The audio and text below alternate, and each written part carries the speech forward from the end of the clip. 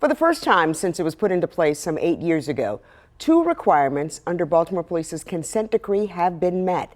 That's the agreement put into place with the Department of Justice after it found the police department had been repeatedly violating some constitutional rights.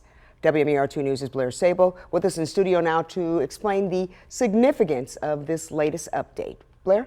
Well, Kelly, 2 out of 17 may seem small, but it's actually a huge stride forward. Those strides remain, and Commissioner Richard Worley says the work does not stop with the decree.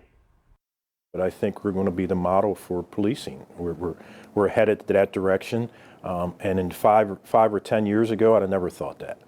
Last week marked a start towards ending the court's direct supervision of Baltimore police, a major milestone after the DOJ found a pattern of civil and constitutional violations within the department. If we can police our city and we can police ourselves, the only thing that's going to do is lower crime and bring more people back to the city. DPD is doing their work with fewer sworn officers while reforming.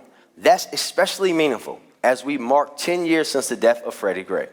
For the first time since its creation, a judge lifted 2 requirements of the consent decree, finding the department had maintained compliance in officer health and prisoner transport. We only have 15 to go. The decision comes nearly a decade to the day that Freddie Gray died after suffering injuries while in police transit, sparking massive citywide protests and ultimately leading to the decree.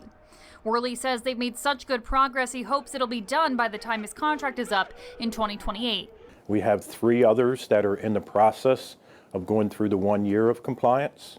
And then we have several others that are really close. It hasn't been without its challenges. The shortfall of 500 officers has posed issues for the Public Integrity Bureau and freeing up personnel for community policing. They've relied on overtime payments that will likely go over budget, but with 150 recruits in the academy, things are looking up. So is the same for the changes that have come under the consent decree. I was one that doubted the consent decree. I didn't know what it was when it first came out.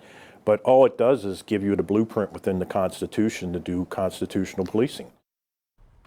It's also led to a lot of training, and Worley says in his 27-year career, it's been some of the best training he's ever had. So the mayor in his State of the City address this week talked about how we're no longer one of the top 25 most cities. What did the commissioner have to say about that? Well, he agreed. He said that we are definitely not one of the most dangerous cities in the country, and that's a testament to the work that they've been doing internally over these last few years. And he also says it's not an excuse to let their guard down at this point, even with the consent decree being close to being over. It's just a reason to keep that good work going. All right. Blair Sable, thanks a lot for the report.